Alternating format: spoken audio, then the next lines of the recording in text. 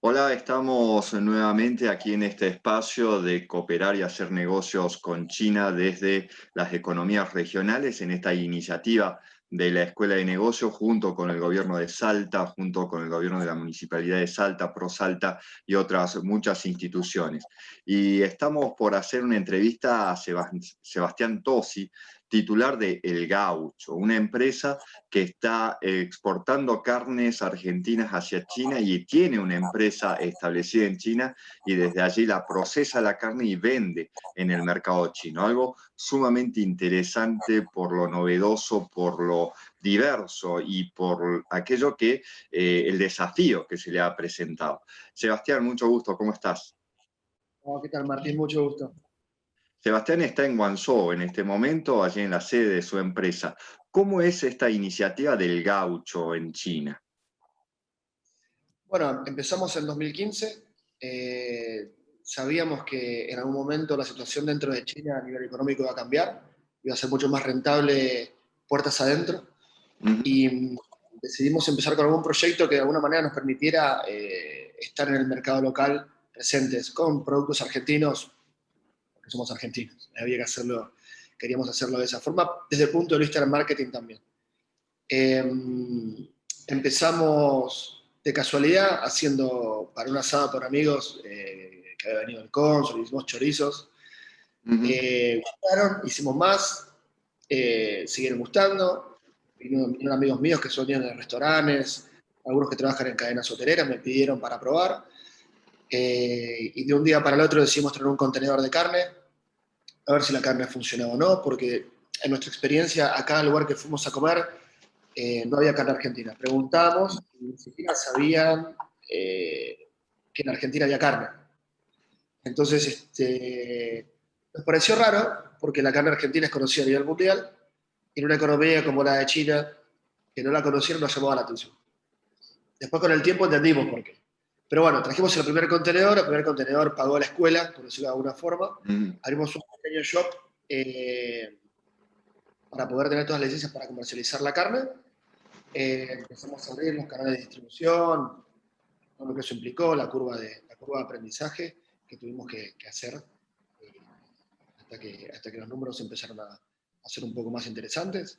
Y a los 2 años salió la idea de instalar una fábrica, que la empezamos en 2018, finalmente, y nos llevó entre licencias, permisos y demás, 1 año y monedas en poder abrirla, un proyecto que inicialmente estaba pautado para 6 meses máximo, se nos estiró 1 año y medio, pero bueno, la pudimos abrir y bueno, a partir de ahí, hace poquito la inauguramos con el consulado de Argentina en Guangzhou. Eh, Creo que somos la primera fábrica argentina en China, por lo menos de carne, de productos alimenticios. Y bueno, y ahora empezando a desarrollarnos a través del sector online, del segmento online, aprovechando las facilidades que tiene el mercado interno chino, ¿no? La conectividad, la Ujú. logística, el uso de los medios de pago electrónicos y la facilidad que tiene la gente de comprar online a diferencia de los métodos tradicionales, ¿no? De ir a la tienda a comprar, elegir, hablar con el carnicero, con el panadero, acá es completamente distinto. O sea, Entonces aprovecho. ustedes además fueron uno de los primeros exportadores de carne argentina a China. ¿De qué otro mercado está importando carne China? ¿Con quiénes están compitiendo? Bueno, la realidad es que por un tema de latitudes, todo lo que es materia prima empezó a venir de Australia y de Nueva Zelanda. Ujú. Entonces, la carne, toda esta información no la tenía antes, pero ahora te la puedo decir. La carne puede ser o alimentada a pasto o alimentada a grano, ¿no? En Argentina es terminada a grano para llevarla a peso. Pero básicamente son divisiones que hay en el mundo de la carne. Por marketing de Japón y sobre todo por el método de producción australianos, la carne australiana llegó primero a China y se instaló muy fuerte. Entonces, el paladar chino se acostumbró a ese tipo de carne. Reaccionó positivamente a ese tipo de marketing. era una carne con más grasa, que acá le llaman marmolado. Ese marbling o marmolado es la típica carne que comen en Japón, con más o con menos.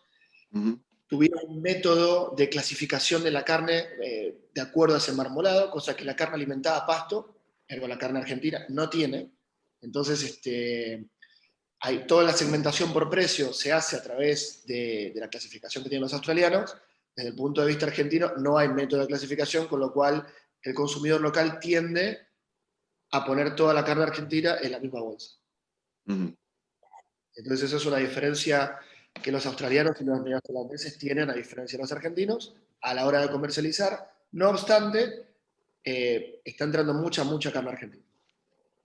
Bien, ¿y cómo fue creciendo el mercado chino? Porque en esto de ir consumiendo carne vacuna va con el crecimiento, digamos, de la clase media en China.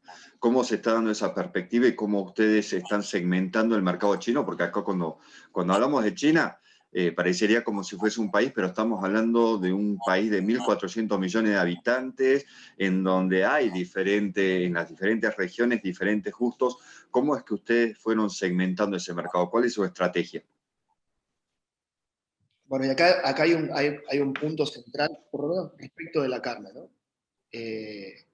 Sí, la carne argentina está entrando. ¿Cómo pondera la carne argentina el consumidor local? Y de ahí la estrategia.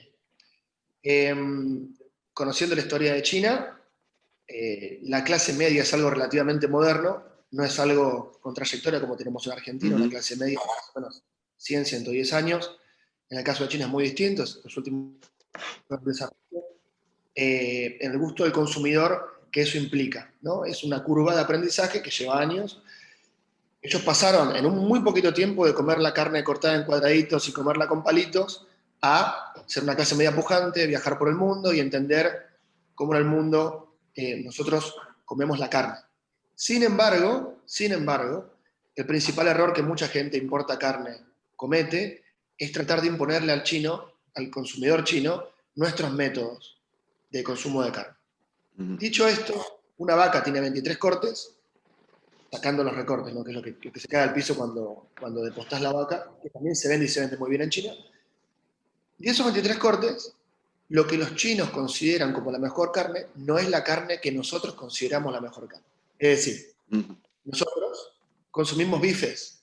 Para nosotros el bife es lo mejor de la vaca. En cambio, para el chino, lo mejor de la vaca es lo que ellos históricamente cocinaron de la vaca y que les rindió. Por ejemplo, el garrón y el brazuelo, que es esta parte, o la pantorrilla de la vaca, en Argentina casi no lo usamos para el puchero, si lo usamos. Acá es la principal carne que se consume. Cortes de la rueda, que en Argentina le damos algún uso, pero en realidad en Argentina lo que más consumimos es el asado con hueso y todos los cortes de bife. Acá es al revés. Entonces, dicho esto, competir por calidad y sea una carne de novillo, son ejemplos de vaca porque es lo que tengo más a mano, ¿no? Pero si uno quiere competir por calidad, uno primero tiene que entender que a diferencia de otros mercados, en China hay de todo y de todos lados. O sea, todo el mundo tiene todo. Acá no es difícil importar, pero trascender, entrar, penetrar al mercado es distinto a en otras partes del mundo porque la raíz de la sociedad es distinta. Acá el tema del Guanxi, seguramente habrán tocado el tema con Fanny anteriormente, el tema de las relaciones es mucho más importante que otro tipo de que te presenten con gente es mucho más importante que tu marca tenga un buen nombre y que a través de ese nombre te contacten. Entonces, nuestra estrategia, volviendo al punto, fue primero entender el mercado. Nos llevó un par de años entender cómo el consumidor chino piensa y evitar cometer los errores que cometimos inicialmente, que fue tratar de imponer nuestros gustos de las hamburguesas, de los chorizos, de la carne, a los chinos. Entonces, el primer paso fue adaptarnos. Segundo, entender qué es lo que realmente consumen y cómo lo consumen. Y tercero fue, ¿dónde están los márgenes? Y más importante, es decir, nosotros cuando decidimos abrir la fábrica, en ningún momento estuvimos pensando en los grandes canales de distribución. ¿Por qué? Porque los márgenes no están ahí, en China. Un ejemplo concreto. Los principales importadores de carne en China son empresas estatales. Las empresas estatales importan en gran número. ¿Por qué? Porque las empresas estatales tienen la licencia. Yo como importador tengo que comprarle un pedacito de esa licencia cada vez que importo algo a esa empresa estatal. Es un pequeño impuesto que uno pagaría para poder importar la carne. Uno importa la carne, ¿sí? Las empresas estatales lo que hacen es importan a un muy buen precio y se lo dan a distribuidores. Y esos primeros distribuidores se lo dan a segundos distribuidores, que a su vez se lo dan a los distribuidores minoristas. Y de ahí para abajo. Hay muchas manos en el medio. En nuestro caso, de principio sabíamos que primero no somos chinos, con lo cual el acceso a ese canal que nosotros llamamos la autopista iba a ser difícil, con lo cual nos quedaba ir por colectora. Y por colectora es abrir los contenedores y vender los contenedores caja por caja. ¿Dónde está el punto de ventaja? Primero, somos extranjeros y en China, aunque suene raro, ser extranjero es un punto de marketing positivo. Que te vean la cara y que vean carne argentina al lado de un argentino es un punto de venta.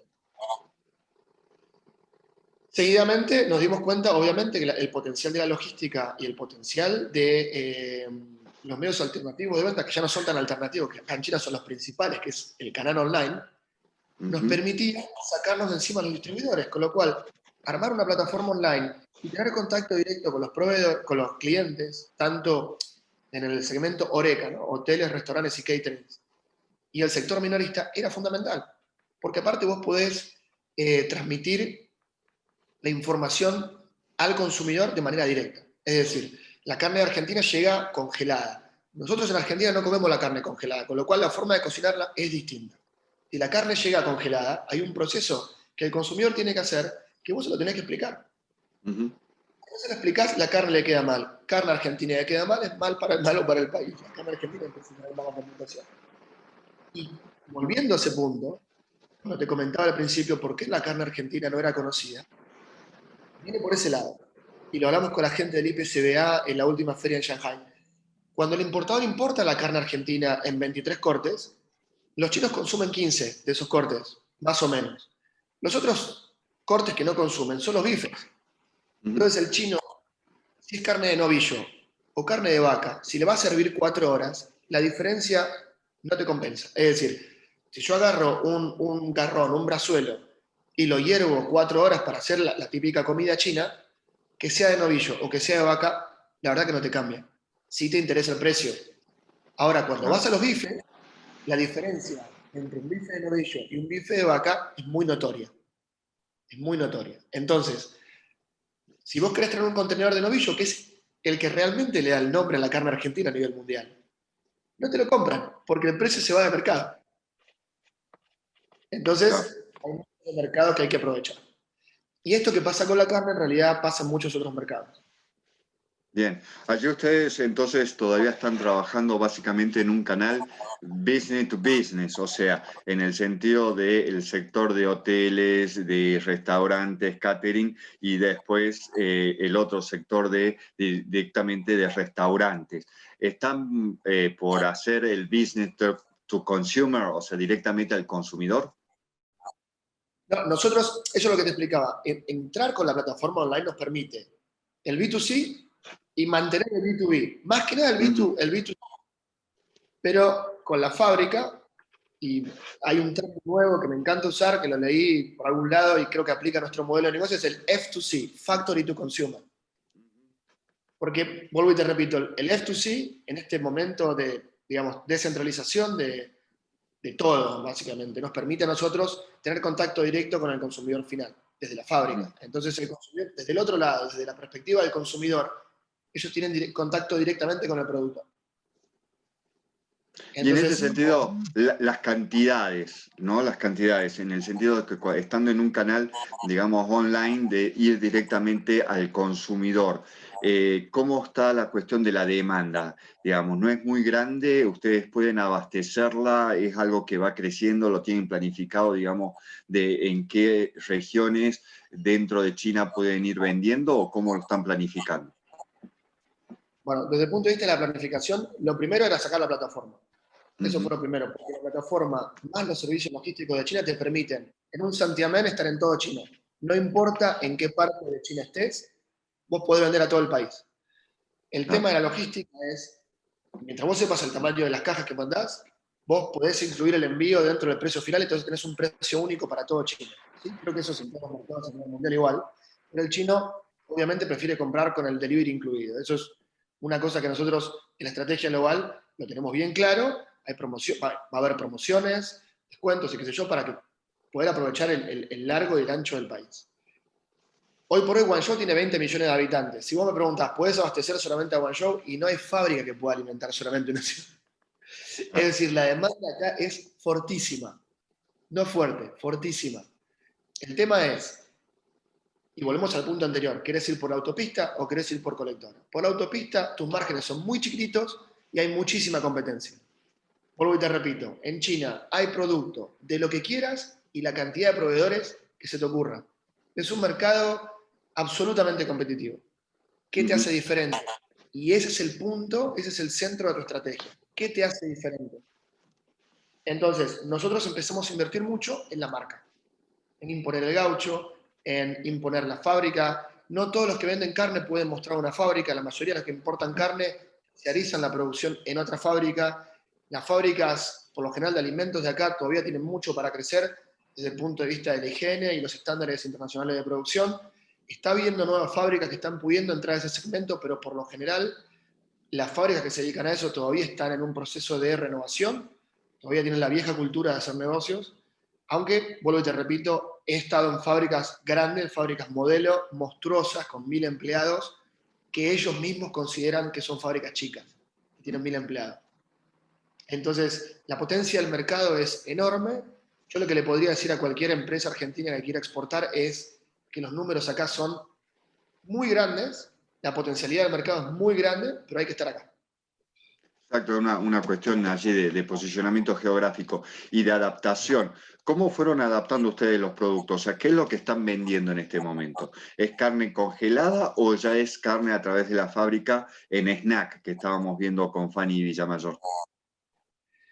Nosotros puntualmente no hacemos snacks por ahora, Ajá. aunque las máquinas no empezamos todavía con el proceso de producción del producto. Sí vendemos la carne fraccionada, congelada, cerrada al vacío. Vendemos la carne cortada en cubos, vendemos la carne cortada en fetas, vendemos chorizos, hamburguesas, y empezamos con las empanadas. Ujú. Y las empanadas están funcionando mucho mejor de lo que esperábamos. La verdad que están ¿Qué tipo creciendo a de ritmo. empanada? Empanadas salteñas, tucumanas. A ver, aquí nos ponemos serios, porque ¿cómo adaptaron la empanada para el mercado chino? Porque siempre dice las empanadas son salteñas. Yo no puedo decir que son salteñas. Yo comí empanadas salteñas y no son salteñas. Y no son salteñas. Pero bueno, están entrando. Nosotros, una cosa que queríamos hacer es por este cambio de paradigma que empezó fuerte en la sociedad china, estamos tratando de hacer todo natural. Entonces, estamos en ese nicho de mercado. Un chino promedio de 30, 40, 55 años, si me apurás, no gasta mucho dinero en comida natural, comida orgánica, ¿cómo se dice? Se me olvidan las palabras Conservantes. en español. Sin Conservantes. conservantes o sí, ¿cómo se dice? ¿Resaltadores de sabor? No. Sí, puede ser. Potenciadores de sabor. Potenciador. Potenciadores de sabor. Pero el punto es, para ellos no la compran, pero para los hijos sí. Ujú. Entonces está ese nicho de mercado donde uno puede posicionar su marca, hacer productos nicho de mucha calidad. Los números no son tan grandes como en ir por la autopista, pero son enormes igual, son muy grandes. Vos nombraste 1.400 millones de personas censadas, hay otro tanto no Ah, censadas. Es un mercado exacto. muy, muy grande. Es un mercado muy, muy grande. ¿Y cómo fue el proceso de adaptación del producto? ¿Hicieron testeo, focus group o simplemente ustedes fueron probando a ver qué es lo que más consumía la gente? Mira, hablando francamente, nosotros empezamos adaptando, o sea, preparando nuestros productos para la comunidad extranjera, para todos Mm, los expatriados, que son muchos igual. Y de a poquito fuimos haciendo focus groups con amigos chinos, dueños de restaurantes, les dimos los productos, bueno, ¿qué te parece? Bueno, para los chinos poner un poquito más de picante, o los chorizos hacerlos más finitos para cocinarlos más rápido, ujú. o la carne, con la carne entendimos que había que cortar bifes mucho más gruesos, porque también ayudaban a la terneza de la carne. Entonces fuimos haciendo un poquito de sintonía fina en todos los productos que fuimos haciendo y bueno, todavía seguimos. Es un proceso que no termina nunca, ¿no? Porque no es lo mismo como comen la carne en Guangzhou, que la comen sin picante, que como la carne en Sichuan. En Sichuan es en el centro de China donde están los pandas, muchísimo Ujú. picante, o como la comen en el norte, laminada. Entonces, es un proceso que va a ser un proceso largo, pero sí, el rango de productos va a estar adaptado obviamente al mercado local. No hay otra forma de vender. Y en esta cuestión de adaptación, el nombre, el gaucho, ¿cómo se dice en chino? ¿Cómo tuvieron que traducirlo, adaptar la fonética, buscar los ideogramas? ¿Cómo fue ese desafío? Eh, el primer desafío fue cuando tuvimos que inscribir a la empresa, porque Ujú. no puede usar caracteres ingleses, tienen que ser caracteres chinos. Entonces lo más parecido que encontramos fue Gao Chao. Chao. Gao Chao. ¿Y Gao Chao. significa algo o simplemente No, es no, una fonética. cuestión fonética, Fonética. básicamente?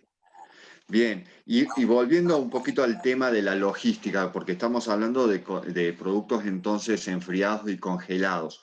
¿Cómo es esta cuestión de la logística para llegar a cualquier parte de China en pocos días y con un producto que es refrigerado? No, es impresionante. Es impresionante. Es literalmente alguien de Beijing me pide algo en Guangzhou para dar idea de distancia, es como de Tierra del Fuego a Salta, creo, Ujú. más o menos, son 3 horas de avión. Llegan 24 horas. Yo lo mando hoy y mañana a la mañana está en Beijing. Entonces todos los productos van en cajas de Tergopol con un aislante adentro y un montón de hielo y llegan allá todavía a temperaturas por debajo de cero. Bien, perfecto. ¿El tema del 24 horas. COVID los afectó? ¿Afectó el proceso este de en la fábrica de ustedes? ¿Tuvieron que cortar? ¿Tuvieron que tomar ciertas medidas de precaución, de aislamiento? Y después en cómo fue, si le impactó en el mercado. El tema del COVID. El tema del COVID, al principio no pasó nada. Es decir, tuvimos una cuarentena cuando empezó el virus en Wuhan, tuvimos una cuarentena importante de un mes, que como veníamos con el Año Nuevo Chino, no hubo grandes cambios a nivel social. Marzo y abril hubo controles estrictos por todos lados, pero no había cuarentena como hay en este caso en Argentina. Ujú. Y a partir de abril ya no hubo más casos, con lo cual ahora está empezando a dar algunos pequeños focos, pero no nada preocupante. Lo que sí empezaron a llegar, como es de público conocimiento, en el caso de Argentina, algunas cajas, no todas, algunas cajas de carne Ujú. con COVID. Pero el COVID estaba en la caja o en el En la paquete caja. externo, no en la carne en sí. Ujú. Ahora, no había protocolos, sigue sin haber protocolos, con lo cual, a menos que exista una negociación de por medio de las embajadas, escuché que están quemando la carga completa. Mm. Entonces, ese fue el primer paso, de detectar en aduanas. El segundo paso fue, el gobierno fue un paso más allá y empezó a revisar todas las cámaras frigoríficas que terciarizan el tema de el almacenamiento de todos estos grandes compradores. Y ahí es donde empezó a haber más virus. Ujú. Entonces, bueno, ahora estamos en ese paso en donde el gobierno, en un tercer paso, empezó a mandar a todas las fábricas, como por ejemplo en la mía, controles periódicos para chequear que no haya coronavirus. En mi caso en particular, el gobierno viene una vez por semana, hace hisopados a todo mi personal y me hace hisopados en la planta. Ujú. Una vez por semana. Un Y así montón. como en mi planta, en todas las plantas. Es una medida impresionante. O sea, el gasto económico para Claro. mantener todo el control es muy importante. Eso además lo tienen que pagar a ustedes, los hisopados. Eso lo pagamos nosotros, sí. Ajá. Y el hisopado, bueno, obviamente a las personas, pero el virus estaba en las cajas que venían en el embalaje. ¿Tienen que hacer algún tratamiento especial para tratar ese embalaje, digamos? No sé, utilizar lavandina, lavar cada una de las cosas antes de poder disponerla en las cámaras frigoríficas. Uno pensaría, pero como no hay protocolo, Ujú. recurrís a las buenas prácticas. Con las buenas prácticas deberías estar bien, pero si vienen eso parte y te encuentran una caja con COVID, cierra la planta Claro. por un mes. Entonces, por ejemplo, te voy a dar un ejemplo. Yo a veces no traigo un contenedor completo, a veces me falta algún corte en particular, y le compro a un importador del mismo frigorífico de Argentina que me puede vender ese corte en particular. Hoy por hoy, entre nosotros, no lo estamos haciendo por miedo al COVID. Entonces, por Claro. ahora, al menos todas las fábricas tenemos buen stock. ¿Qué va a pasar en T+1? Todavía no se sabe, porque sigue sin Claro. haber protocolo. Entonces, estamos a la expectativa. Bien, y la participación de ustedes en la exposición de China Importación y Exportación, ¿cómo les fue? Muy bien, muy bien. Hemos tenido la suerte de conocer a muchos de los grandes importadores. Conocimos, por ejemplo, yo se lo contaba a colegas, conocimos a la fábrica que produce las hamburguesas para Burger King. Ajá. Y les preguntamos cuántos dólares consumían. Y me dijeron 1.000 toneladas mensuales. Cuando uno ve esos números y uno piensa, bueno, yo del frigorífico de Argentina puedo traer máximo 60 toneladas por mes. Y acá una sola fábrica está ocupando 1.000 toneladas mensuales. Eso es un poco, te da un poco la perspectiva de la potencia del Son, mercado. son unos números impresionantes. Nosotros también en la universidad, cuando por allí nos ha visitado algún directivo de una universidad china, decimos, bueno, ¿ustedes cuántos alumnos tienen? 1.000.000, dice, pero somos una universidad media, 1.000.000 de estudiantes. Es imposible cómo manejar esa cantidad. Sí. El apoyo institucional, en este caso, el apoyo de la Embajada, del Consulado Argentino, del Ministerio de Relaciones Exteriores y Comercio Internacional, ¿cómo lo ven ustedes? Voy a hablar de lo que conozco, que es el consulado de Guangzhou. Nosotros estamos muy Uh-huh. lejos de la embajada, 3 horas de avión, como te dije antes. Tenemos ahora un cónsul general joven que está tomando unas medidas comerciales buenísimas, nos está presentando importadores cada 2 por 3, haciendo actos para difundir todos los productos argentinos, no solamente la carne. Tenemos un importador de yerba mate, te sorprendería saber la cantidad de cosas que hacen con la yerba mate acá. Los vinos, en fin, el seafood, Comida de mar. sí, el fruto de mar, Mariscos. perdón. Fruto del mar, Mariscos, mariscos. mariscos, Uh-huh. mariscos. Y se está difundiendo mucho más. Hubo otros cónsules que fueron más proclives a la tarea, más, si querés, de visa, visados, Uh-huh. la parte pura y dura, ¿no? Consular, digamos, pura. La parte consular, sí, la parte más administrativa. Pero desde el punto de vista de los empresarios, nosotros entendemos que un consulado, aparte de la parte administrativa, debería ser principalmente un foco de negocios para el país. Entonces, ahora el cónsul que tenemos la tiene clarísima en ese punto de vista, y los cónsules de Shanghái también, y están promoviendo mucho más los productos argentinos adentro de China. La verdad que muy contentos en ese sentido. Un verdadero centro de promoción. Y entonces, ¿qué le dirías vos primero, antes de eso, el idioma chino, ¿cómo te manejas? ¿Vos hablas chino, te educaste en idioma chino o manejas inglés? Principalmente inglés. Uh-huh. Las conversaciones obviamente son en chino. Algo hablo, voy con un traductor, pero las conversaciones con los clientes por lo general son en chino, pero en el día a día te manejas en inglés porque es más, a mí me queda más fácil. Uh-huh. A mí me queda más fácil. El comunicarte con los chinos no es solamente una barrera idiomática, es una barrera cultural también. No es Ajá, como lo exactamente. decís, es como lo decís también, ¿no? Uh-huh. Y Para que te allí puedan en entender. la diferencia entre argentino y China, ¿cuáles serían algunos temas en que nosotros los argentinos tendríamos que tener cuidado en cómo comunicarnos? Todo tiene que estar clarísimo. O Uh-huh. sea, yo podría decirle a alguien en Argentina, mira, hay que hacer esto, esa persona entiende cómo hacerlo, sin que yo se lo diga. Acá hay que dar paso por paso, desde abrir la puerta hasta cerrar la puerta, todo hay que dárselo ya masticado para evitar cualquier tipo de errores. Perfecto. ¿Qué otro consejo le darías entonces a un empresario argentino que quiera hacer negocios en China o instalarse en China para hacer negocios?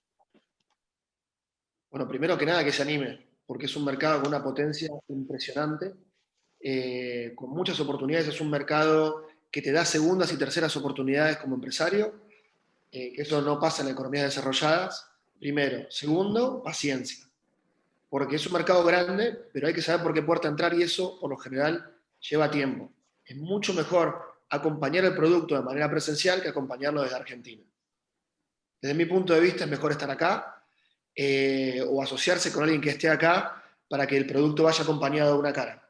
Eso la verdad que en este mercado funciona mucho más que el nombre de tu marca o el nombre de tu empresa o la calidad de tu producto. Es agregar una dimensión más al modelo de negocio. Estar acá es muy importante. Perfecto.